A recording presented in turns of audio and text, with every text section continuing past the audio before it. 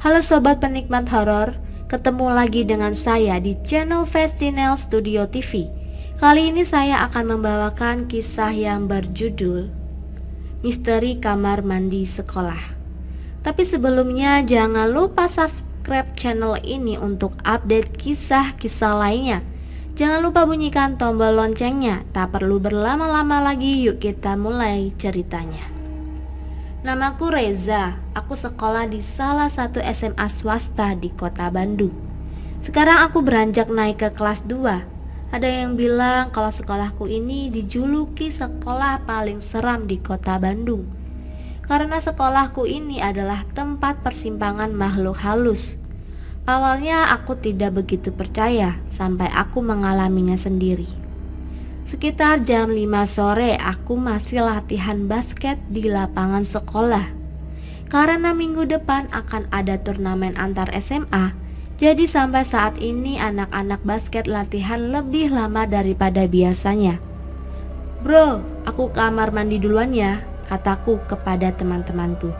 Aku berjalan tenang melewati lorong kelas yang sudah tampak gelap dan sepi.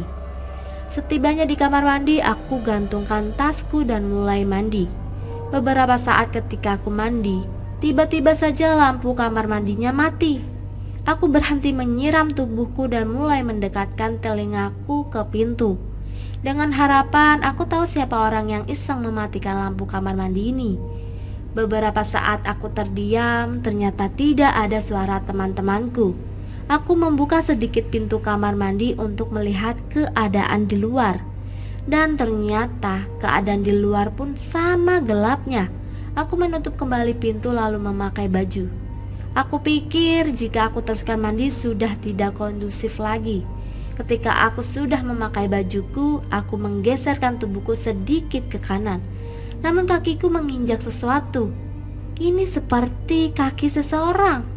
Aku mulai mundur beberapa langkah menuju tembok. Dan di dalam kegelapan itu aku seperti merasakan ada seseorang bersamaku. Aku segera mengambil tas yang kugantungkan di belakang pintu. Namun karena panik aku pun terjatuh. Aku mulai membungkukkan badanku meraba-raba mencari tasku. Tiba-tiba aku mendengar suara yang sedang bernafas. Jelas sekali itu bukan suara nafasku. Hembusan nafas itu sangat kuat dan badanku mulai merinding. Keringat dingin mulai bercucuran di keningku. Aku ingin segera keluar dari sini. Aku mencari gagang pintu yang ada di sisi kiriku. Namun, pintu kamar mandinya susah terbuka. Dan dari arah belakangku angin dingin berhembus, seperti meniupi pundakku. Suara hembusan nafas ini membuatku sangat takut. Aku memberanikan diri, membalikkan tubuhku, namun tidak ada siapa-siapa. Jantungku kini semakin berdegup kencang. Aku ingin berteriak memanggil teman-temanku, namun aku tidak bisa. Tubuhku sekarang menjadi kaku, badanku sama sekali tidak bisa digerakkan. Tiba-tiba ada sesuatu yang bergerak-gerak di atas kepalaku. Sekarang aku merasakan ada sesuatu yang menyentuh rambutku sedikit demi sedikit, dan kali ini teksturnya mulai terasa. Ini adalah rambut.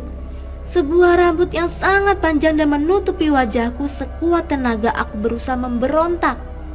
Namun seperti ada yang memeluk dari belakang dengan sangat erat. Aku semakin tidak bisa bergerak dan nafasku tidak bisa berjalan dengan lancar. Dan kali ini suara hembusan nafas itu terdengar jelas dari kepalaku. Aku mulai membaca doa di dalam hati sambil mengingat-ingat doa-doa yang aku hafal. Namun sulit sekali untuk mengeluarkan suara. Sampai akhirnya aku bisa bergerak. Ketika aku lihat ke atas, nampak sebuah wajah dengan mata yang sangat merah. Hanya beberapa detik saja aku melihat sesosok itu dan tidak lama sosok itu hilang. Badanku yang kaku sudah bisa aku gerakan dan aku segera berlari keluar. Di depan aku bertemu dengan teman-temanku yang sudah menunggu di pos satpam. Aku segera menceritakan kejadian tadi kepada teman-temanku dan temanku pada kaget. Lalu ceritaku ditanggapi oleh seorang satpam yang mengatakan bahwa aku memang salah. Aku salah karena sudah memakai kamar mandi itu. Konon Sejak dulu kamar mandi itu memang angker, makanya setiap malam lampu dimatikan agar tidak ada yang pergi ke sana. Satpam itu lanjut berkata, dia tidak tahu kalau aku lagi ada di sana, karena saat tadi dia lewat, semua pintu kamar mandi terbuka dan kosong. Aneh, padahal jelas sekali tadi aku ada di dalam salah satu kamar mandi itu. Jika kamu punya kisah atau pengalaman horor, silahkan kirim ke email di bawah ini ya, atau DM ke kita. Bagi yang beruntung akan kita bawakan. Ikuti terus kisah-kisah menarik lainnya di Festinel Studio TV.